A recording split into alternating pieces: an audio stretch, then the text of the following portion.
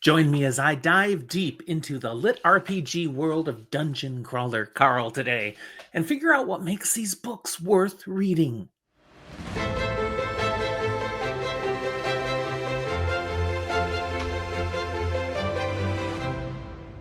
Welcome to Fantasy for the Ages, the show where father and son talk about fantasy, science fiction, horror, and other nerdy things we enjoy. I'm Jim, the father of this show, and I'm glad to have you with me here today to talk about Dungeon Crawler Carl and all the books that have come out so far. If you enjoyed this episode, be sure to give us a like and subscribe if you haven't done so yet. Thank you. I just finished book 7 of the Dungeon Crawler Carl series, This Inevitable Ruin. And now the waiting begins. Carl's Book of Boom, Book 8, is expected next year, according to the author, Matt Dinniman. I had an incredibly entertaining time reading through this series, Book 1 to 7, all in a row, because they were all out by the time I started. You can find individual review episodes on this channel for the first 3 books in the series, but I won't be doing individual reviews for the other 4. Rather, this episode is about my thoughts on the rest of the series up to this point. Up front, my comments will be spoiler-lite, so if you haven't read it yet, you're fine, you're safe, stick around. But I'll move on to a full spoil commentary section at the end, so those of you who have enjoyed these books already, be sure to stay all the way through.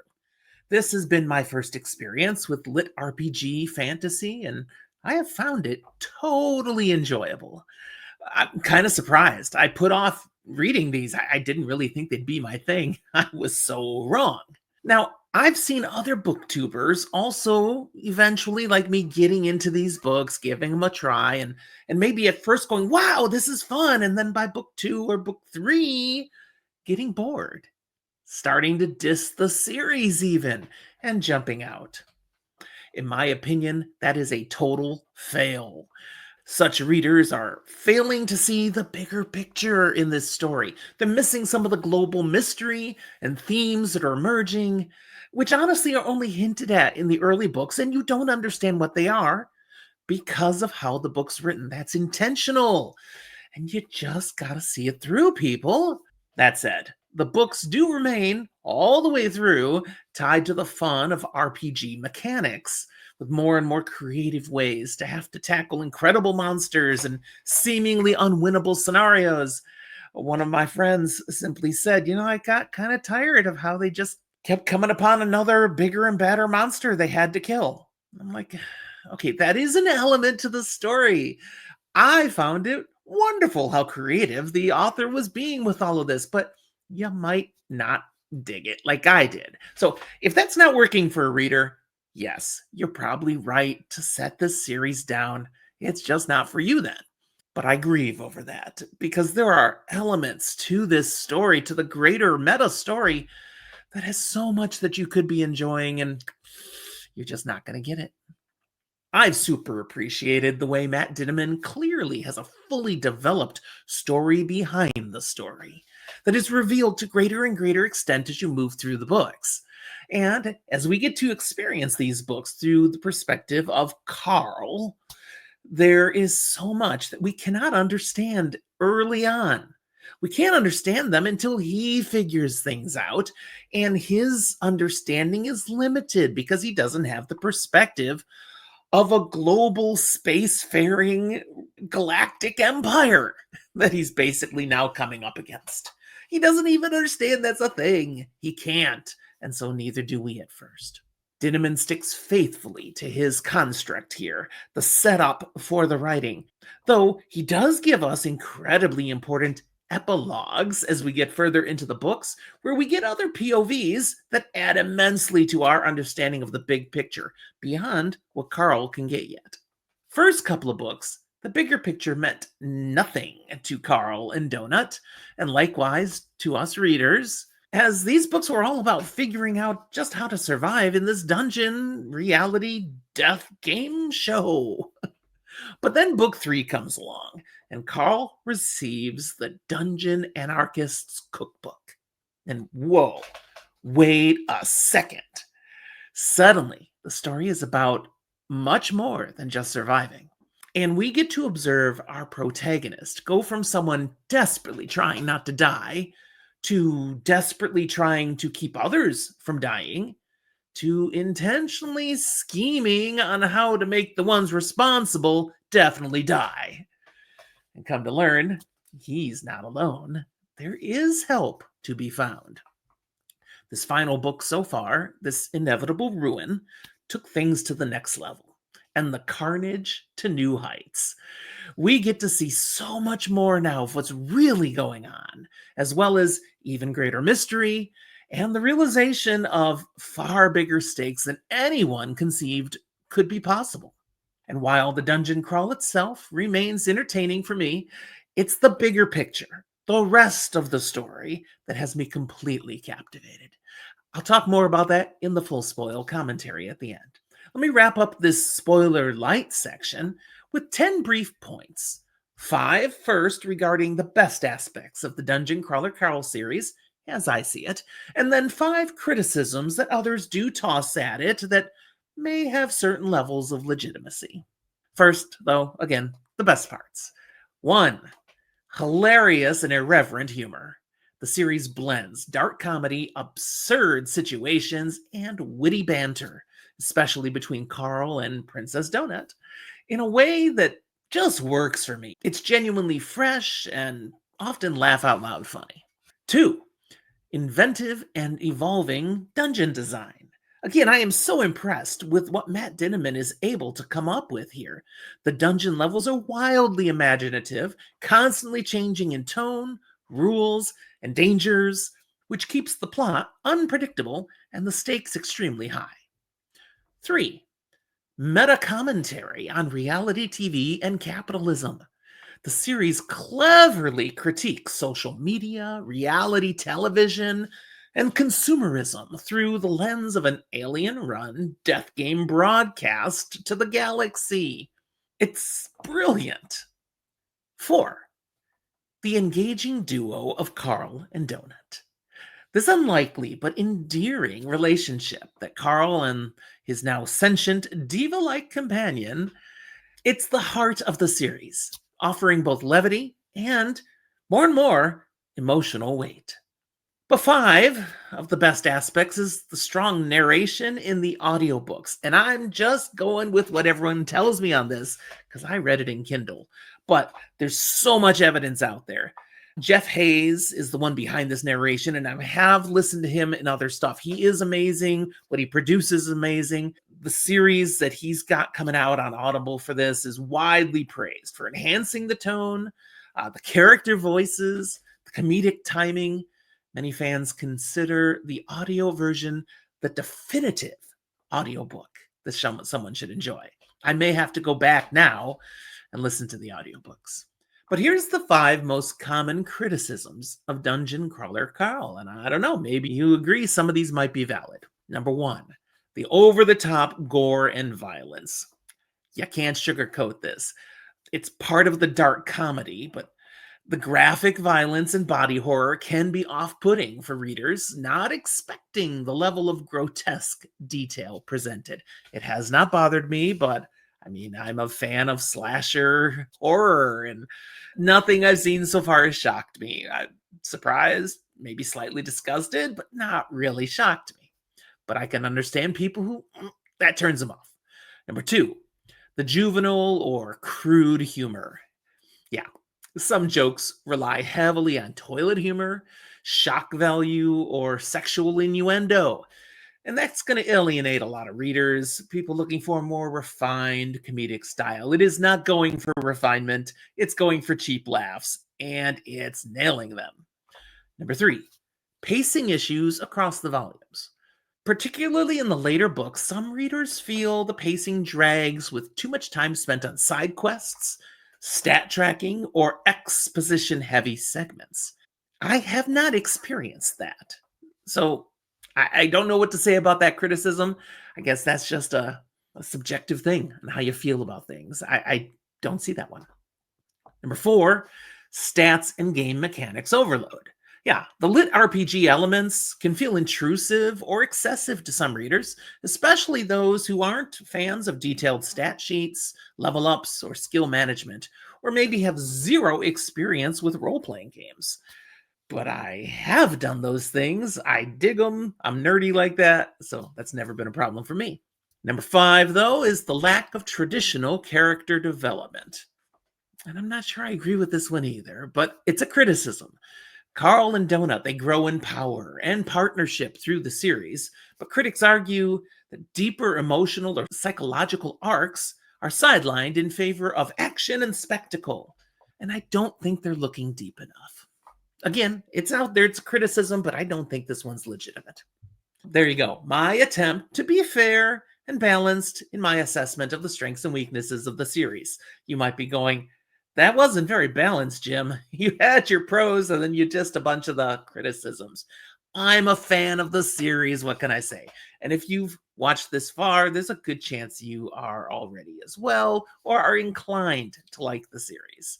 But, let me know if there's something you tried and you didn't like it and you watched this episode now and you've got some other legitimate beefs, you can put them down in the comment box. I'll be happy to take a look and see what you thought.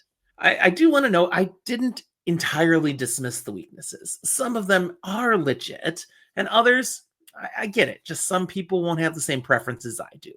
But for me, the weaknesses are outmatched by the awesomeness of the strengths. And that's just the way it is. I'm glad I took the time to kind of consider them together, and I still find myself quite the fan of these books. All right, I'm going to go into full spoil commentary now. So if you haven't read these yet or haven't finished all 7, this is the time to jump out. Come on back and check it out after you finish the books. Thanks for watching so far. Remember, like and subscribe. The Spoiler Room. All right, you're still here. That means you've read these books, and I can go a little deeper. I'm going to discuss some of the specifics of the series so far, and my speculations, a little bit of where we might be headed. I'll be interested in what you think of these, and definitely your speculations. So if you've got comments, put them down in the comment box. I'm really going to be curious. But again, full spoil now. If you haven't read these, you've been warned. You shouldn't be here. I think when Carl received the Dungeon Anarchist Cookbook in Book 3, that was a brilliant game-changer decision by Matt Dinniman. It helped us recognize that whatever this whole dungeon crawl thing is, it's much bigger than we at first could realize. It also was the first hint that there might be some sort of resistance or background subterfuge going on. Up to this point, it was just big bad aliens against the puny humans, stuck in this game, helpless, and having to do what, jump through the hoops that had been provided. Just like apparently had been done with many other planets. But now, wait a second. There may be some resistance. There are so many fantastic elements of the story built in that help us learn and come to understand how much is going on behind the scenes of this dungeon crawl. The interviews component of the story, which starts fairly early, man, it's beautiful. It gives us information for which at first we lack context, but we're clearly pulled out of the game and seeing glimpses of the bigger world, the economy, the politics going on beyond. Then we've got the game-changing moment where Princess Donut selects a race where she can have Mordecai, their game guide, now as her manager, with a whole different set of abilities and privileges that Mordecai can act upon. This unleashes him in some incredible ways. And now we have a rich source of information that's coming along for the ride and is clearly on Team Donut and Carl. And as Carl and Donut are getting more and more popular, people are tuning in, liking this duo, they get assigned Zev, an outreach manager and PR expert to work on their behalf, navigate interviews that are coming. This all leads us to be able to see another aspect of the story, including multiple layers of what's going on in society, what things are like for the little people, and the politics at play. Then we get to include the syndicate liaison, Oren. And before too much longer, Carl's lawyer, Quasar. More and more of the outer world is intruding into the dungeon, and Carl is left pondering what to do with this information, even as he continues to try to survive and help as many others as possible also to do so. The number of elements Dinniman has built into this story is just mind-boggling. I mean, I already laid out all that stuff, but Samantha, the Changelings, the Syndicate Council, the faction wars, the ascendancy, the residuals, the AI, and the bigger story going on there. There are some incredibly profound things happening in the story built into these books, and Dinniman has not let us down a single time so far. In fact, book 7, next level. Yeah, pun intended. With the introduction of former crawlers coming back to fight on the side of the humans. And that's only part of the greater plan that they are implementing across the galaxy. Wow. And the ending of this book, the very ending, a goddess is out of the dungeon? Loose? Ooh. For me, this story boils down to the sentient beings of the galaxy playing with primal tools they have barely understood. And they've been doing this for centuries. But finally, it's all coming home to bite them. Systems are going dark. Powerful leaders of cities, planets, nations, corporations are dead and gone thanks to how things are going badly in the dungeon, especially the faction wars now in this book 7. And the former crawlers are launching a coup, more or less, while the residuals, go Agatha, are making a move as well. And Carl, Donut, friends, stuck in the middle of it. But they are also the match that lit the fire, as they've demonstrated, humans have demonstrated a true grit, resilience, and ingenuity that perhaps has never been seen before in the dungeon crawl game. Or maybe it's just been a long time, but it's arrived at a time when this particular planet's AI has been more radical and easier to tip toward chaos, to go primal than ever before. The perfect storm, and we haven't seen anything yet. Where are they gonna take this? Oh, speaking of haven't seen anything yet, it's gonna be a while before I can forget that ball of swine with a god's penis sticking out of it. That was an image. But okay, there's still a lot to come, obviously, in this series. And plenty more people are going to die before they make it through. I'm curious, just how many levels will we make it through in this book series? I want to say we're going to go all the way to 18, but it would be possible, not unlikely, that another 1 or 2 gets skipped somehow, like we already had 1 in the series skipped.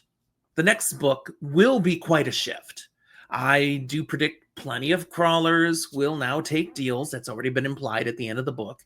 You know, enough is enough. Who's going to blame them to getting out of this?